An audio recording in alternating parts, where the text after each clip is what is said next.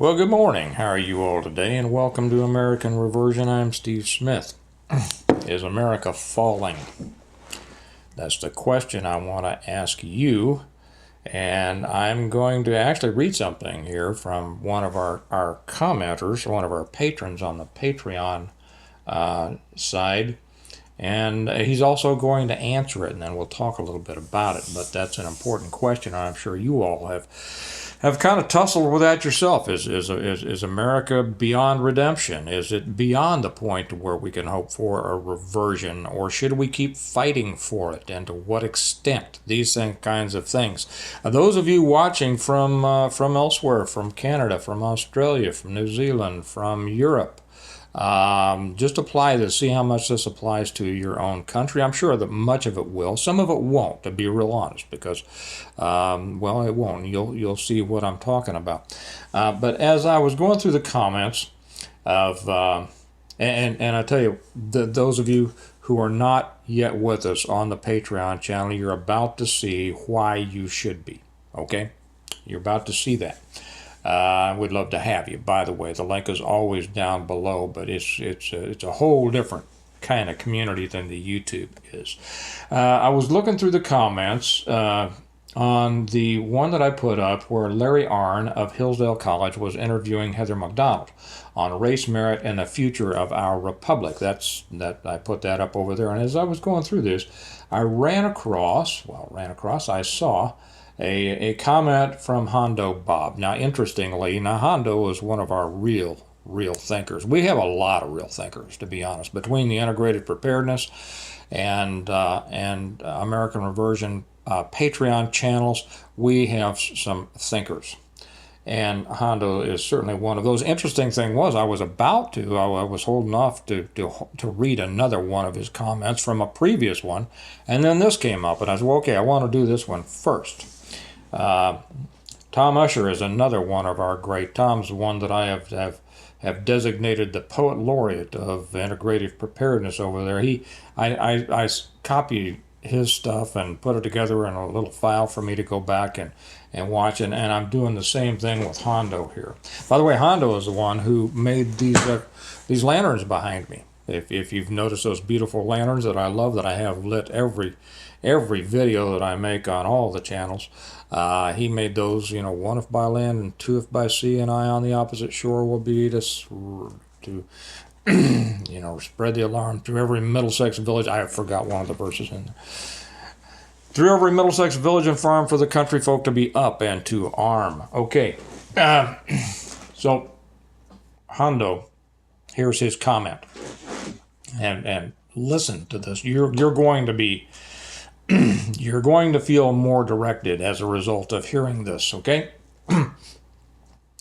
To what depths has America fallen in the 250 years from George Washington, general and president, father of our country, first in peace and first in the hearts of his countrymen? Now we have Biden and the new chairman of the Joint Chiefs of Staff. Brown replaced the now retired Milley. Oh, man, I know nothing about Brown, but if he's not an improvement over Milley, I don't know. It wouldn't take much.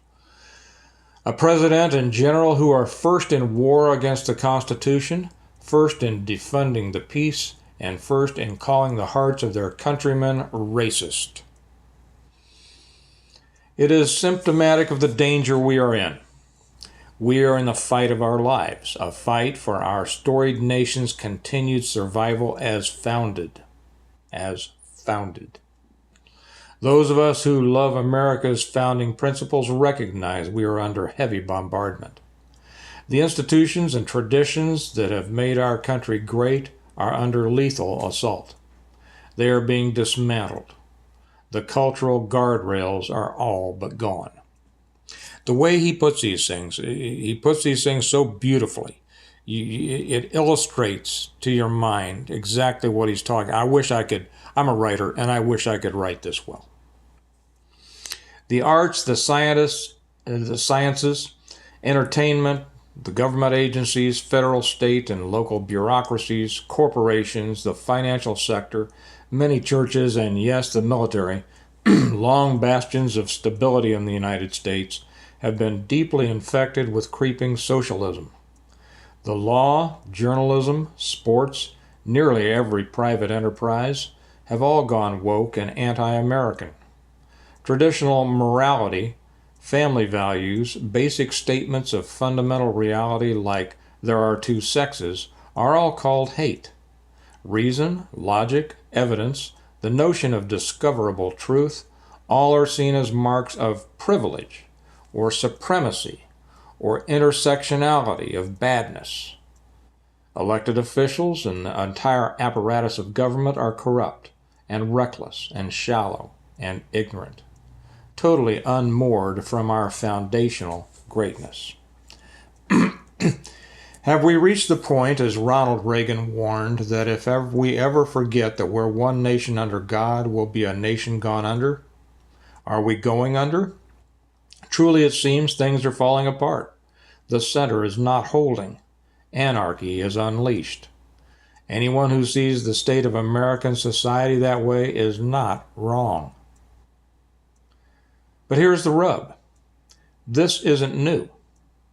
The forces against liberty are always attacking, always provoking, always bent on our destruction.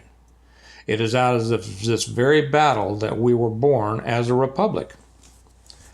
Why do we suppose the founders' language was literally steeped in war? Not just rhetoric, but a lived experience infused with a fight to the death for freedom.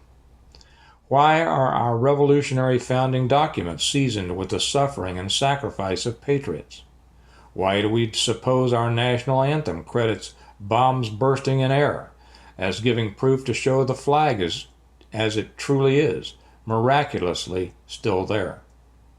Why do we suppose our national celebration every July 4th echoes a night sky at war? In July 1776, John Adams wrote to his wife Abigail, "I am apt to believe that Independence Day, will be celebrated by succeeding generations as the great anniversary festival. It ought to be commemorated as the day of deliverance by solemn acts of devotion to God Almighty. It ought to be solemnized with pomp and parade, with shows, games, sports, guns, bells, bonfires, and illuminations from one end of this continent to the other, from this time forward forevermore." And so it has been done, and will be done even more so this year as we renew our determination to party like it's 1776, after the recent years of abusive political lockdowns, politically motivated raids, lawfare, and repeated maligning of half the citizenry, all of which must never be permitted to happen again. But Adams didn't end there.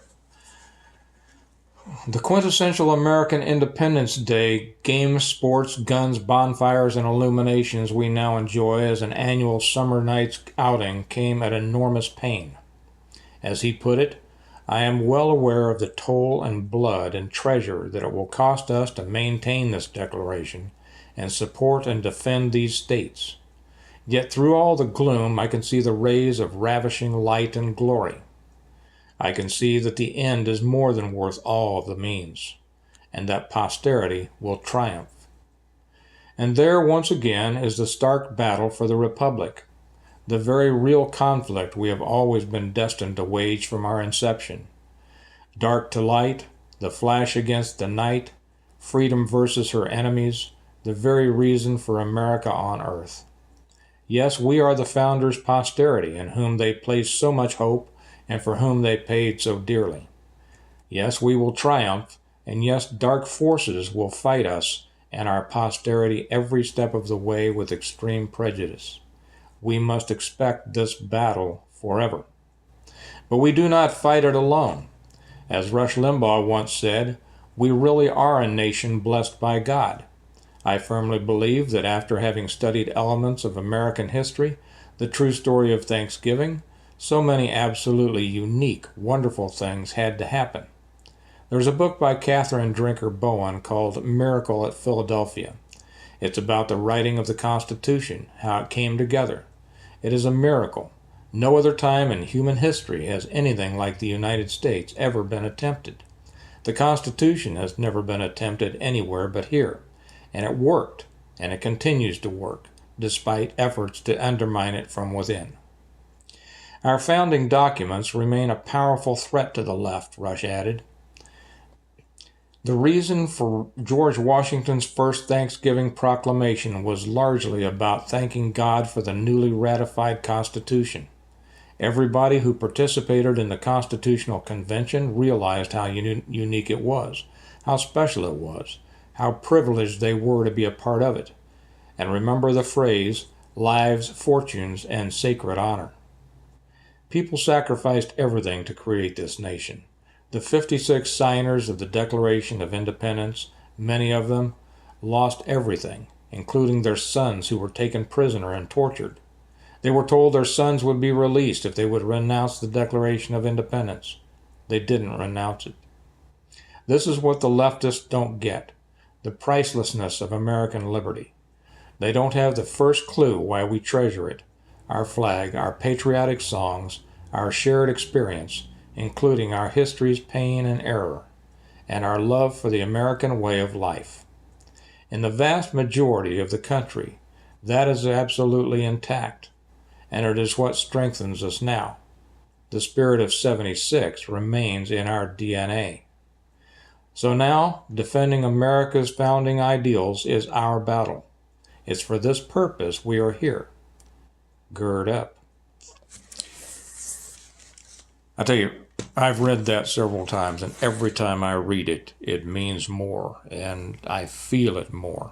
And that piece is just beyond my ability to describe how great I think it is. Thank you, Hondo, for that. I'm not even going to say anything more. If that didn't say it all, what we are about, what we need to be doing, then I don't know what. There is no much more to say except what we will do in the furtherance of what he has put out there. I'll encourage you to share this with as many people as you can. This is the kind of thing people should read, I'll be honest, on a daily basis.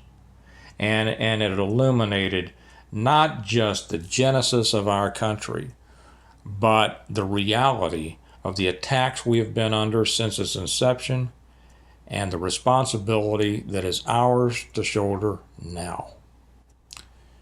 So I hope that you'll read that. If you're over with us on Patreon, go over and read that to yourself often.